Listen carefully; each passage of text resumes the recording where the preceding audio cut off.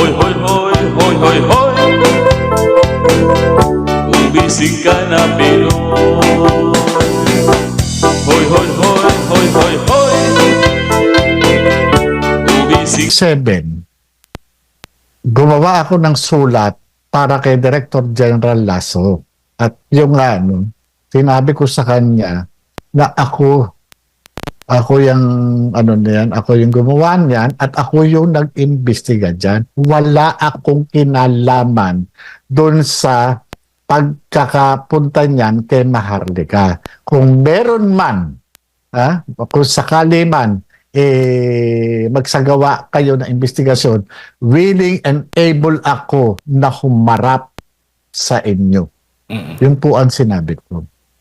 Sir Jonathan, itong mga pictures po na nabanggit po ninyo, maaari ho ba ninyong maibigay at maipakita yan sa susunod na mga hearing?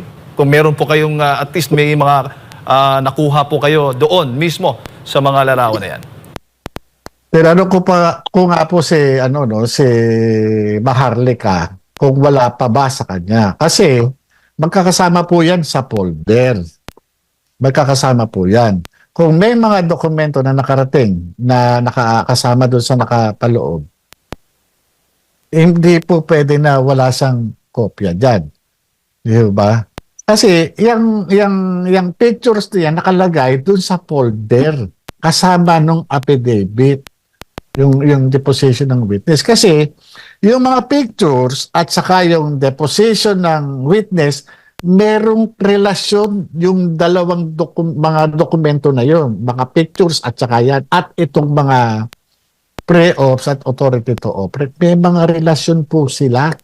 Kasi itong mga pictures po na ito talagang in-identify, sinertipikahan mismo ng confidential informant na siya mismo ang kumuha ng litrato. Kung mapapansin niyo po, kung balilitaw sa publiko ito, makikita stolen shot po yun. At itong confidential informant po na ninyo, nakausap nyo na po ba nitong huli, bago itong hearing? Hindi na po kami nagkausap, magmula pa po nung matapos yung pagkuha ko sa kanya ng statement, mga ilang araw bumabalik pa yan At yung lumpa pa siya doon sa Legal and Prosecution Service. Nakapalumpa po siya doon sa isang komisyonado o isang abogado na merong authority para mag-administer na oath. At yung meron pong pangalan ng metatak po yun Ganoon naman po yung yung usual na ginagawa pagka may investigation kami.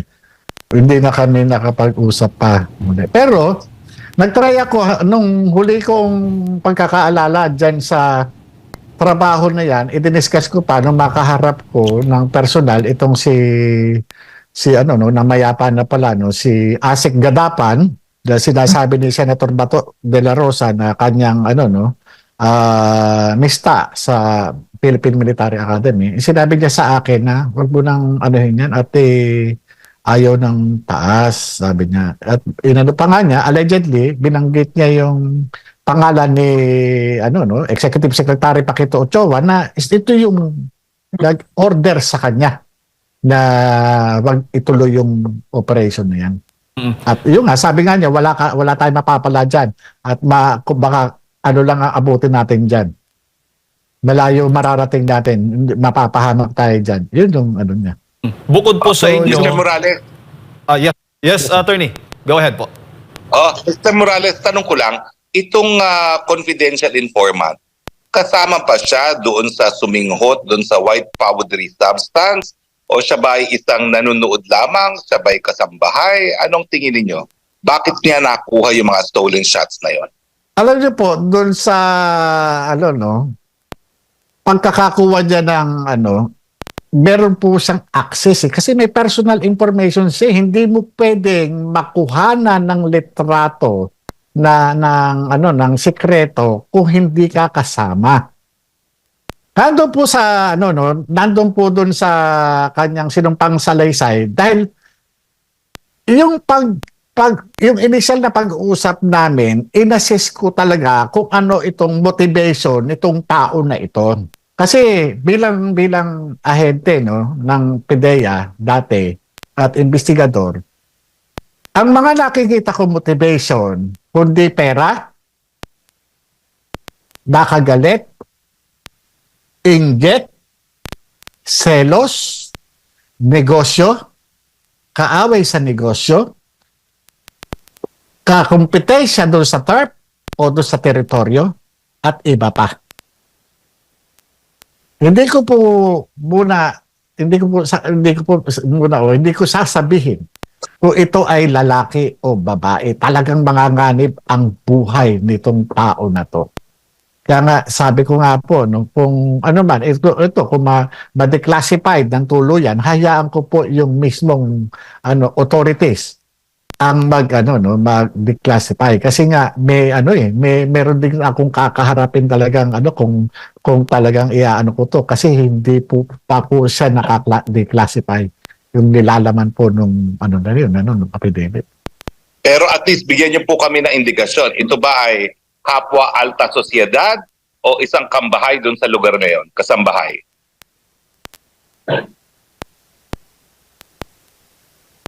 Mamamatay po yung tao. Pasensya na po talaga, attorney. Kasi sa ngayon po, no, kaya nga, hindi ko alam. Hindi ko alam kung ano na nangyari, doon sa tao, no? Pero ito matatalino. Kasi hanggang ngayon po, no, magmula po nang lumabas itong issue na ito na ipinulgar ni Maharlika, hindi malayo, talagang nagkakaroon sila ng talagang pag-check. O sila mismo nagkakaanuhan na yan na sino sa atin yung nag-leak nito. Basta yun po ang sinasabi ko, no, na ang motivation ng nagbibigay ng trabaho ay maaring pera, selos, inggit, galit, kakompetensya, o ano pa man. Di ba? Yun lang po yung motivation doon sa yun. Ngayon, kung nakuhanan sila doon sa mga activities nila, sila na mag-isip. Kaya nga, sabi ko nga, swerte kung buhay pa ito o kung ano man. Sir Jonathan, si Admar po ito ulit. Yes, sir. Doon sa pag-iimbestiga nito or planong pag-iimbestiga, no, kasi hindi nga natuloy, kayo lang po ba ang nakakaalam nito or meron pang ibang taga PDEA? Kasi it seems na yung PDEA, marami silang inilahad doon ng mga witness na hindi nila alam. Wala po ba kayong katrabaho nito? Kasi malaking mga personalidad na ito. Kahit during that time, 2012, itong target po ng inyong investigasyon. At nasaan na po sila? Aktibo pa ba sila sa PDEA? Or meron na bang ibang hindi na aktibo sa PDEA na willing din ba na pumanig or igiit na tunay ang inyo pong sinasabi? Kapag gumagawa po ako ng sinumpaang salaysay, yung pong mga tao na naandoon habang nag-iimbestiga ako, talagang sinasabihan ko, ikaw ang witness nito ilalagay ko pangalan mo. Diba? So, noong mga nakarang, paggawa ko doon, lalo particular ito, nakalagay po yung pangalan ng saksi. Nakalagay po doon. Ngayon, doon sa ipinresenta ni Director General Lasso na mga dati kong kasamahan, sa akin naiintindihan ko po, naunawaan ko yung pinanggalingan nila, pinanggagalingan na kumbaga sa talagang itatanggi. Yung boss ko na nga lang, nakita nyo na kung paano magkabuhol-buhol eh. Di ba? Tinatanggi niya na nagkausap kami. Later on, yun, meron na siyang sinabihan o Kasi, ang inaano ko dito, sinabihan mo ko na itinay. Tapos sasabihin niya, parang may nasabihan nga ako na hindi ko lang matandaan. Ibig sabihin, yung sinasabi ko sa kanya, kaya nga tanong ko sa kanya, ano, sasabihin na ba natin? Kasi ang inaano ko kay Director General Lasso, na bago itong hearing, merong nagkaroon ng pag-uusap. Merong mga nag-usap. Nag-usap yung mga dating magkakasama. Nag-usap yung dating magkatrabaho. Ano pinag-usapan? I-deny na lang yung dokumento para wala ng gulo. Opo. Sir Jonathan, bago lang si attorney ulit, siguro kung okay na yung kanyang linya. Ito bang dokumento na ito, nakikita mo na ito rin yung sinasabi ni dating Pangulong Rodrigo Duterte na nabanggit niya na meron siyang nakitang dokumento rin way back noong mayor pa po siya ng Davao City. Tingin mo ito lang yon or meron pang ibang mga dokumento rin na nagsasaad din dito sa alleged na paggamit ng illegal na droga ng ating Pangulo?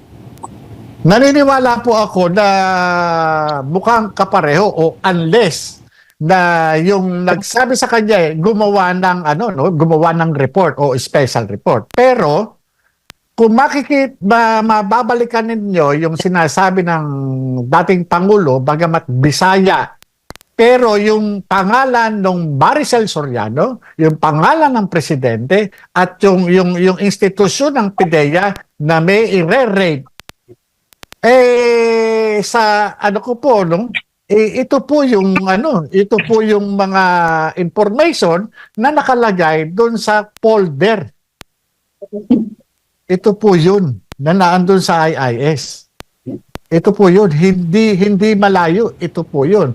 Kaya lang hindi ko nang po alam na ito yung report na naiwan doon sa IIS. Maari kung ito binrip siya, maaring ito ay binigyan siya ng isang special report o laman ng isang intelligence brief na ibinibigay ng mga alter ego ng mga heads of offices na nakakausap ng Pangulo.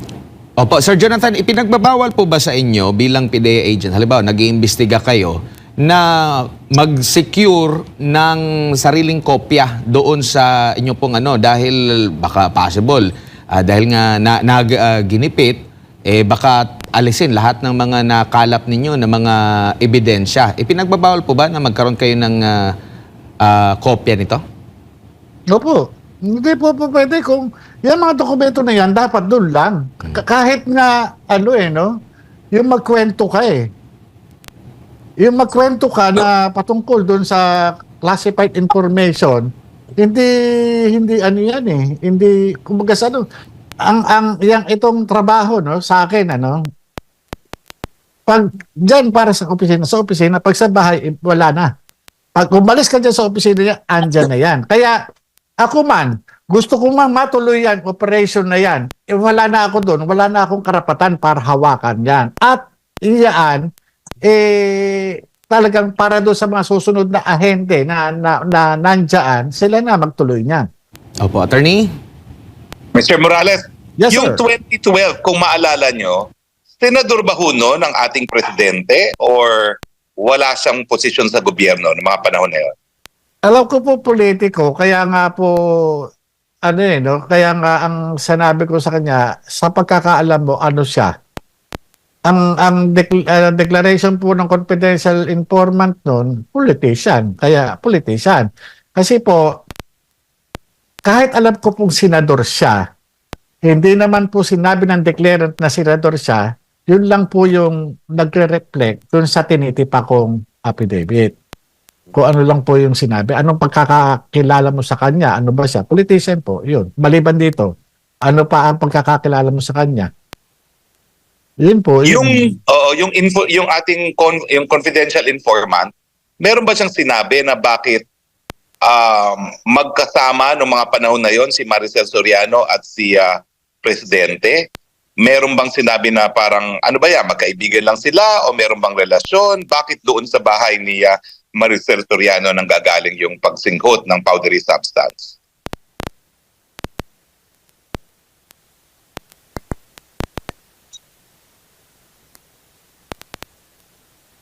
Meron ba ho?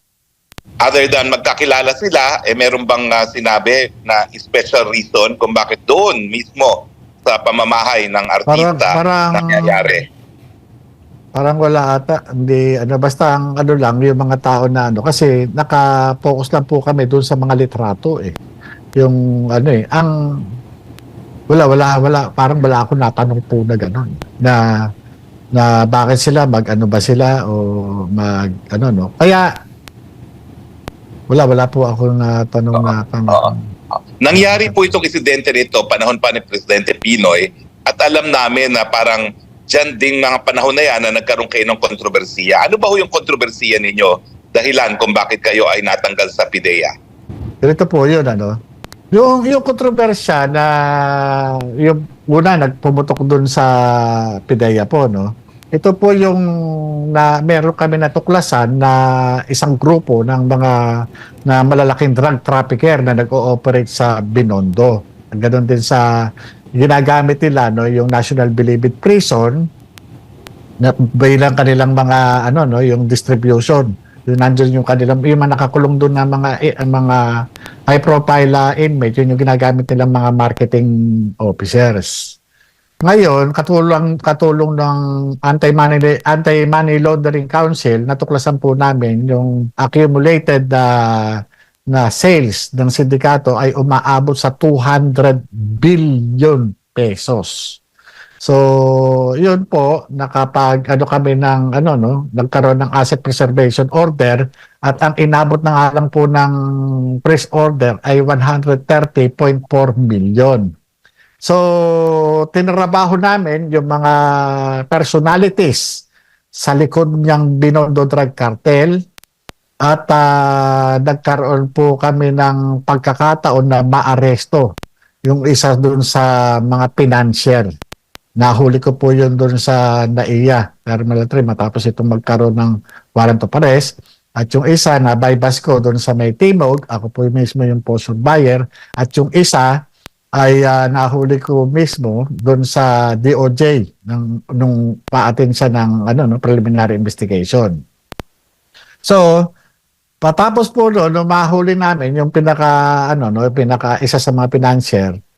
Ang ginawa nitong sindikato, kasabwat yung iba sa gobyerno at merong taga-media, pinailan kami ng 8 million extortion na So, sumambulat po yun sa publiko, nagkandak ng investigation ng NBI at umatin naman po kami, sinabit naman namin ang sarili namin at dahil nga malakas yung pressure, ipinail ito ng DOJ sa ombudsman at yung sa court ng Quezon City. Na-exonerate naman po kami doon sa extortion na yun sa ombudsman. Ganon din po sa Quezon City, na-dismiss naman po yung kaso. Ngayon po, dumating po yung point na hindi na namin maintindihan yung liderato ng PIDEA, particular dito doon sa Deputy Director General. Ito po yun. So, talagang grabe yung disappointment ko doon at saka doon sa kasulukuyang Director General si ano ba pangalan nito? Inalisan kami ng karapatan na manghuli. Nirelieve kami doon sa IIS, nilagay kami sa regional office ng NCR. Pwede kaming manghuli doon lang sa squatters area ng PIDEA sa likod. Yung squatters area doon sa likod ng PIDEA, doon lang po kami pwede manghuli. Biro nyo, apat kami opisyal, tapos may mga tao kami. Biro mo, sayang yung sweldo pasweldo sa amin. Doon lang kami sa maliit na area, inuhuli namin, laboratorio, drug trafficker, tapos pinahuhuli sa amin yung mga piso-piso. Pero talagang sama talaga ng loob ko na, ano ba talaga? Ano ba ang tama at mali? Kung ganyan lang pala din ang natin dito, magpapautos kayo kahit wala namang kasalanan yung tao, tama na natin. Umpisahan na natin sa tulad natin. Total pare-pareho tayo alagad ng batas, tama na natin. So ang ginawa namin, 3 kaming ahente, nag-execute kami ng joint affidavit, nireklamo po namin yung aming opisyales. na nag-uutos sa amin ng mga ng kung ano-anong irregularidad. Kumbaga sa yung mga inuutos sa amin na for compliance na accomplishment. So pinahil namin sa IAS yun, at ito namang IAS, sa halip na umaksyon, kami pa yung pin-down kasi masisira daw yung agency. Kita nyo, no? Kapag ka yung sistema lalabanan mo at magsasabi ka ng totoo, ikaw yung kakadain. Dahil nga nakapag-execute na ako ng affidavit, pag upo ko sa korte, sinabi ko yung totoo. Dahil hindi ko na matiis yung taong nagdudusa na wala naman talagang kasalanan. Alagad ka ng batas eh. Kung ikaw alagad ng batas, dapat ikaw yung nagtatanggol dun sa karapatan ng tao na yun. Diba nga, ako nangyari na sa akin. Nag-iisa akong pulis, meron nag-aamok, naghahapol ng panaksak sa isang palengke ng Pasig. Iniharang ko po yung sarili kong buhay. Mamamatay siya o mamamatay ako. Napatay ko siya. After less than or more or less 5 years, acquitted po ako. At ginawa ko po uli yun. So, para sa kalaman po. Opo. Okay. At So, yun para po. sa kalaman po ng ating mga viewers, no, linawin po natin, wala po kayong kahit anong conviction sa kasong kriminal. Wala po Wala ngayon. po. Wala po. Wala po. Wala po. Pero meron pa rin kayong mga hinaharap na mga kasong kriminal. Opo, at ito po yung mga sabi ko nga ito yung sukli sa pagsasabi ng katotohanan. Mhm. Okay. So ngayon, bagamat may mga kaso po kayo na nakabinbin pa, wala pa pong conviction. So ibig sabihin, hindi po pwedeng sirain ang pagkatao ninyo dahil wala pa kayong criminal conviction. No? Opo. Tama ho yan, no? Opo, tama po. Sir Jojo, nagsimula po ba itong Mga partners. yung sinasabi niyo pong panggigipit after nitong plano niyo sanang investigasyon against kay ngayon ay Pangulong Bongbong Marcos? Alam niyo po nung una na hindi ko maunawaan kung saan nagmumula itong pagkakaroon ng pressure sa akin ng liderato ng PIDEA. Noon kay Asik Gadapan. Tapos nung dumating naman itong pumalit na bagong Director General, Director Yusek Gutierrez, yung dati. Pumalit yung si General Kakdak. In-appoint siya ni bali ang nagrekomenda diyan ang sa pagkakaalam namin ang nagrekomenda diyan is si Executive Secretary Paquito Ochoa. Nung upo siya, talagang mainit ang dugo niya sa akin. Talagang hindi ko alam kung sinulatan ko pa yan at nilatag ko pa yung mga pending na mga trabaho yung sa mga high value targets, pero binaliwala niya. Yung nga, dinala kami sa nireassign kami sa NCR at pinagtrabaho kami. Specific ang tatrabahuhin nyo lang yung squatters area dyan sa likod. Tingnan nyo may mga existing kami, case operational plan, may mga existing kaming mga trabaho na ginastosan talaga ng gobyerno. Magtataka talaga ako hanggang sa yung tungkol dun sa mga drug lord talagang hindi kami nagkaroon ng patas na pagtrato dito sa particular ako dun sa hanggang sa nare-realize ko na mukhang hindi kaya itong pagkaka-imbestiga ko dito sa cocaine na involving politician Bongbong Marcos, hindi kaya ito yung dahilan ng nangyayaring indulto sa buhay ko ngayon. Talagang ba't ganito? Imbes na talagang winawasak talaga yung pagkatao ko. Talagang pinalalabas nila sa publiko na hindi ako dapat pagkatiwalaan. Iniisip ko talaga yun hanggang ngayon Pati yung yung pagkakaso na yon, sino ba nagkaso sa akin? Yung na-acquit ako sa Quezon City RTC. Ito yung tao, ang nagkaso sa akin dito, yung taong inappoint ni Executive Secretary Paquito Ochoa. Yung kaso doon sa sa Pampanga, sino nagkaso sa akin? Yun din yung tao inappoint na yung nirekomenda ni Executive Secretary Paquito Ochoa. Kaya sabi ko, hindi kaya konektado itong mga ito. Ngayon, 2013, pinatawag ako dahil nga talagang naging vocal ako sa publiko, lalo sa media, sa mga irregularities na nangyayari sa PIDEA. Pinatawag ako ni Attorney Serapio na police din, si retired Police Director General Pelizardo Serapio sa Law Enforcement Security Integration Office sa Mabini Hall sa Malacanang. Sinulatan ako as per instruction by Executive Secretary Paquito Ochoa. Ang sinabi nila, hindi raw formal investigation, pero parang pinadala sa akin yung mga nalalaman ko, yung mga ano ba yung sinasabi mo, ganito, ganyan, bla bla bla bla bla bla. Nakita ko, pinag-present pa ako. Pero, wala naman. Papagalitan lang pala ako. Binaliit lang yung aking kakayahan, yung aming mga accomplishment. Binaliit lang. Sir Kaya Jonathan, sabi mo, opo. Sir Jonathan, bago lang tayo magtapos, may ilang katanungan lamang. Yung po mga classified documents, ano pong assurance natin na hindi ito mawawala? At, o maaari ba itong mawala at maaring sunugin kung gugustuhin ng mga taong talagang ayaw ipakita itong mga ebidensyang ito? Alam niyo, sa nakikita ko indicator sa tahasan pagtanggi at pagsisinungaling nitong PIDEA Director General para lamang maipagtanggol yung nag-appoint sa kanya, talagang pinalalabas talaga niya na sinungaling ako.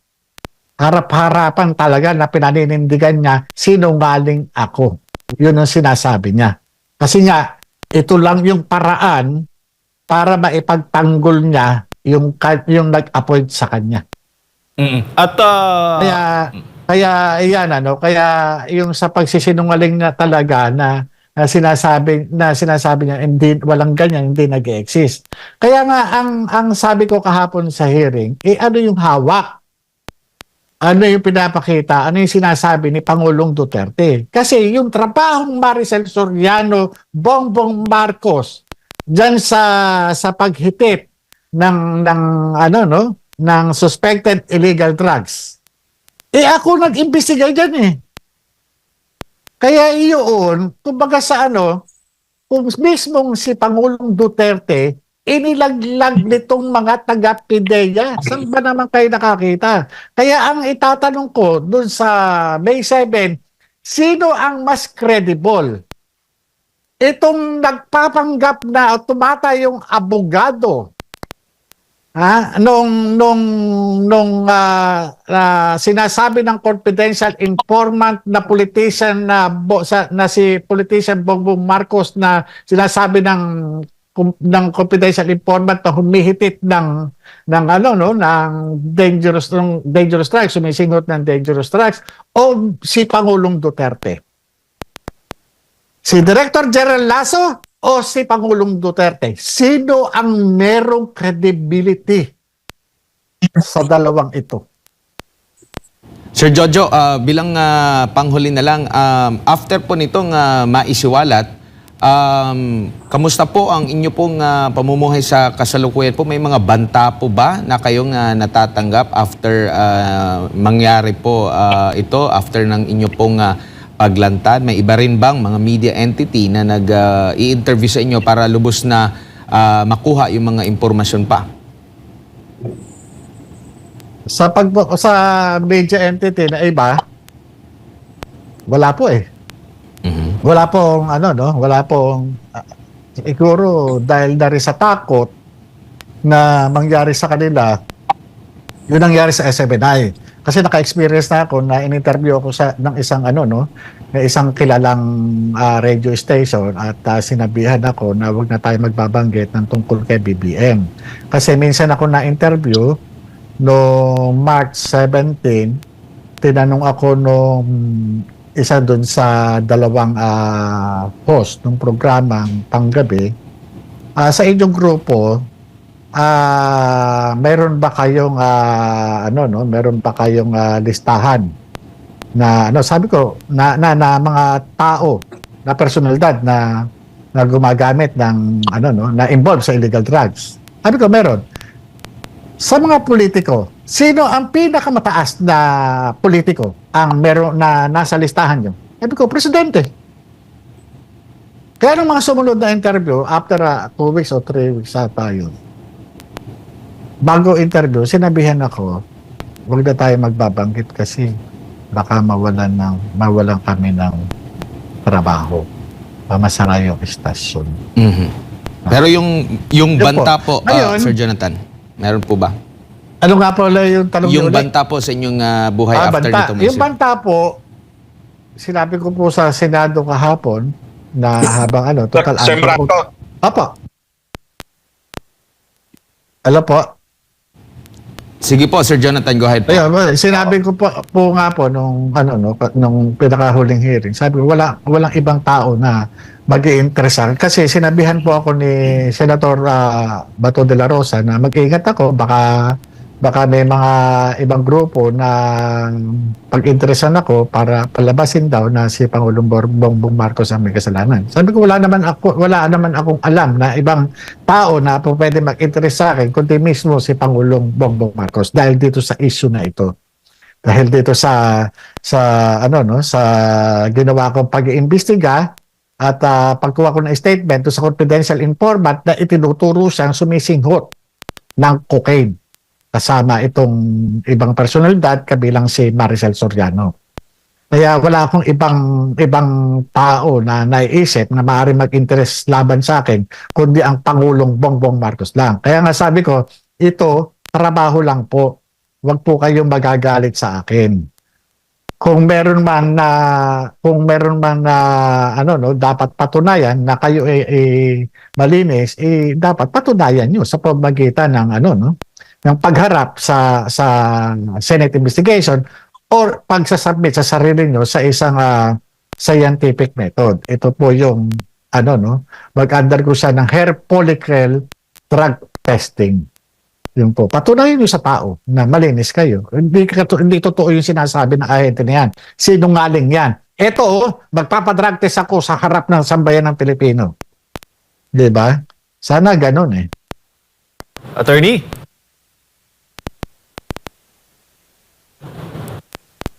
Ayan. Lako, no? Mr. Morales, personal niyo bang kakilala si Presidente Duterte at kayo ba ho ang nagbigay sa kanya ng dokumento na tungkol dito kay PBBM? Hindi ko po kilala, hindi po kami magkakilala ni Pangulong Duterte. Wala. Kilala ko lang presidente siya pero hindi niya po kilala. At wala po akong sa kanya at wala rin ako ibibigay na dokumento sa kanya dahil yung mga dokumento na yun nasa PDEA. So, yung nagbigay sa kanya, nasa PDEA rin pero hindi po kayo yon. Opo, kasi unang-una, kung meron man siyang man siyang natanggap na report, siguro parte po ng kanyang kapangyarihan o tungkulin bilang presidente. Kasi ang mga government agency trabaho po nila tungkulin nila i-brief yung presidente. At nung mga panahon niya war on drugs, hindi ako nagtataka kung itong mga lahat ng ng buong Pilipinas merong report na nabibrief yung presidente sa mga sitwasyon natin sa illegal drugs. Yung mga sumunod na PDEA chief po sa panahon ni Presidente Duterte, tingin nyo ba alam nila itong mga dokumentong ito at yung pagmamanman na ginawa kay Presidente Marcos? Hindi ko po alam eh. Wala po ako idea. Hindi ko po alam. Well, maiba naman po tayo, no? Dahil kayo po ay naging PDEA agent, no? Narinig nyo rin yung sinabi ni Secretary Abalos dun sa hearing tungkol dyan sa Alitagtag, no?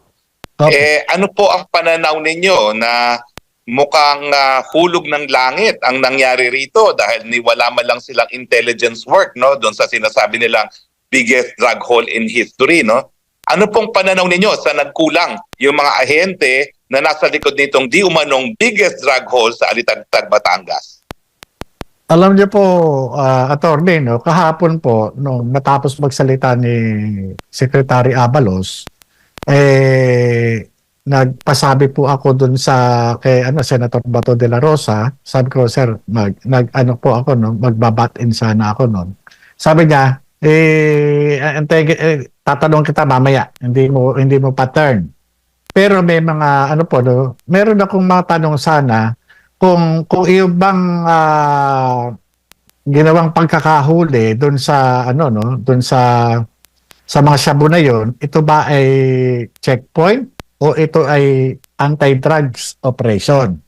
Kasi iba't iba po yung mga lumalabas, merong sinasabi na meron sa social media na ang sinasabi si Secretary Abalos di umano yung nagpost noon na nagkaroon ng buy-bust operation. Meron naman nagsasabi na ito ay checkpoint. Meron naman nagsasabi ito ay nagkaroon pa ng hot pursuit operation. O meron nagsasabi na ito ay random checkpoint. Bilang isang dating alagad ng batas,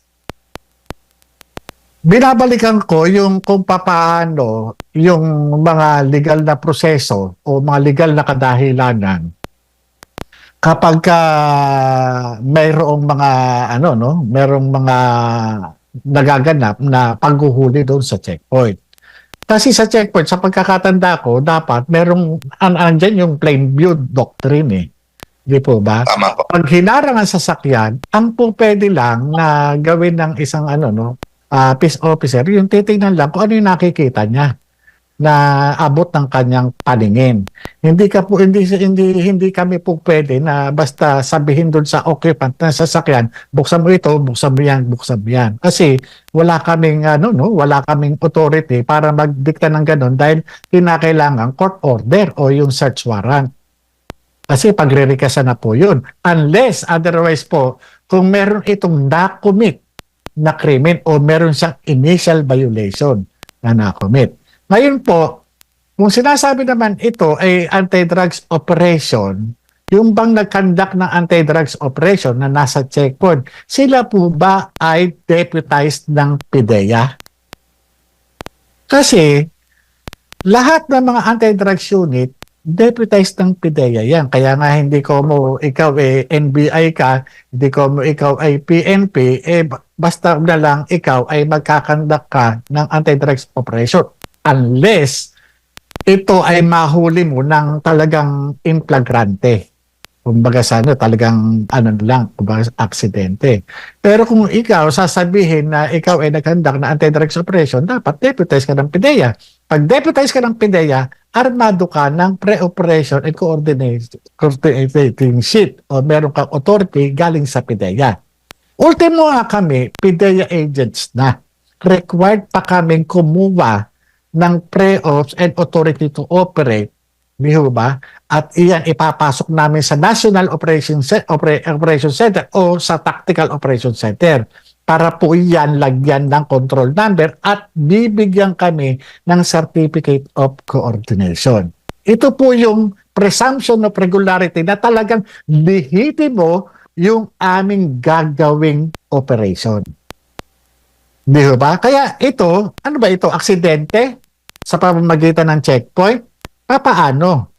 Hindi po pwede kasi nasabi, nasabat namin to, ganito, ganyan ka, hindi po pwede. Dahil yan, pagdating sa korte niyan, iisa-isahin yan, hihimayin yan. Kung paano kami ginigisa ng mga defense counsel, yun yung ganun mga experience namin. Kaya hindi po ganun kadali yan. Madali sasabihin lang sa sa media, magiging media mileage, pero pagdating sa korte kawawa uupo diyan. Well, yung dun po sa timbang, no? Ito po, presidente pa nagpunta ron at nag-anunsyo 1.9 tons. Ano ba ang SOP diyan, no? Pag nahuli, hindi ba ang unang-unang gagawin ay titimbangin? At ang pangalawang tanong ko, Paano po kaya nila nalaman na shabu yun? Meron kaya silang instant laboratory na isinet up doon sa Alitagtag checkpoint? Kasi by plain view, hindi mo naman malalaman kung shabu yun or tawas. Tama po kayo. Kasi hindi po pwede sabihin, yung ganong kalaking nakita naman natin nung sa report na binuksan, meron kuha na yung sa likod binuksan. Nakita naman natin nakapakete, naka-bulk yung Kumbaga sa walang kakayahan ang kahit na sinong tao, kahit na ekspertong ahente o operatiba ka na, isasabihin mo sa korte na, unang tingin ko pa lang, drugs yan. Walang bumabase lamang ang hukuman sa isang scientificong report o yung chemistry report. Doon lang po yun ang basihan na ito ay illegal drugs. Tama po ba? Kasi kagaya ng sinasabi, checkpoint, kung ang dahilan nung checkpoint nakita, kasi yung search incidental to lawful arrest parang ganoon yung ang magiging tema ng sa atin po napapag-usapan lang po natin search incidental to lawful arrest. Ang operatiba inuli ka dahil may na-commit kang violation at nirikisa yung pero kung sasabihin na nung pinara namin nakita namin ganito yung bang ganun karami, ikaw halimbawa ako yung ilalantad ko ba yun? Itatago ko yan. Ikukonsil ko yan. Ngayon, hindi dahilan na kasi so nakita ko. In your expert opinion po, no? Oo. In your expert opinion, dahil talagang pinakita nyo naman sa ating mga televiewers na alam ninyong proseso, dahil napakatagal ninyo naging ahente sa PIDEA, paano ma-explain yung diferensya sa timbang? Ayon sa timbang po, ganito, Usually, halimbawa, sa isang gramo na lang po. Sa isang gramo, pag sinabi na inanom na isang gramo, minsan, ang nangyayari na lang yan, nasa na lang 0.9, 0.8. Sa isang kilo, kadalasan, nagkakaroon lang yan ng, ng maliit na kulang. Yung parang, di ba, halimbawa, ang isang kilo, 1,000 gram, 999 o 998, parang ganon. Pero pagka yan, naging, nabawasan ng, ng, halimbawa, sa isang kilo, isang guhit. Di ba? Sa isang kilo, meron siyang 10 guhit. Pag isang guhit, 100 gramo yun malaki. Sa kaso na ito, ilan yung nawawala? Bali, para more or less 400, 0.600. 0.600 tons po ang nawawala. Ang laki masyado po Kasi kung tingnan mo natin sa 10, sa 10, i-round off natin yan, pinakamalapit na numero dyan is 8 para ma-round off natin siya sa 10. Pag kaya nasa 6, hindi pwede siyang i-round off sa 10 Diba? Ewan ko kung itama nyo po kung mali ako Kasi masyadong malaki. Parang masyado atang malaki yung discrepancy. Kasi nakita ko doon sa mga report may timbangan tinitimbang siya At siguro kung meron mang mga sinasabi, nagkamali daw, sana hindi sila basta-basta nagsasabi agad doon sa At yung pagsasabi na high grade, ito, ang qualitative result para masabi yung purity. Kung mataas ba yung purity, ay yung forensic chemist. Nagre-reflect po yun doon sa report. Based doon sa request mo para doon qualitative and quantitative. Pero yung pagsasabi na, ito high grade to, ganito, ganyan. Paano nalaman high grade yan? Hindi pa pumapasok sa laboratory yan. Hindi pa na-examine kung ang laman nito 50% tawas at 50% illegal drugs. Hindi ba? Hindi po pwede. Dapat magsasabi tayo ng ito high grade o maganda yung purity nito, dapat yung may report, yung laboratory service. Well, ito huling-huli na po talaga dahil napakadami na naming oras ang nakuha namin sa inyo, no? Pero sa commentary po ng coverage ng SMNI diyan sa hearing na yan, karamihan ay hindi naging happy doon sa pag-conduct ng hearing ni Senator Bato. At mukha daw ang naging prominente yung pagsabog niya laban kay Maharlika at mas binigyan ng pansin kung sino nag-leak kesa doon sa pinatotohanan ninyo na meron talagang intelligence report at naghanda kayo na raidin sana ang presidente ngayon. Ano po ang evaluation ninyo sa performance ni Senator Bato?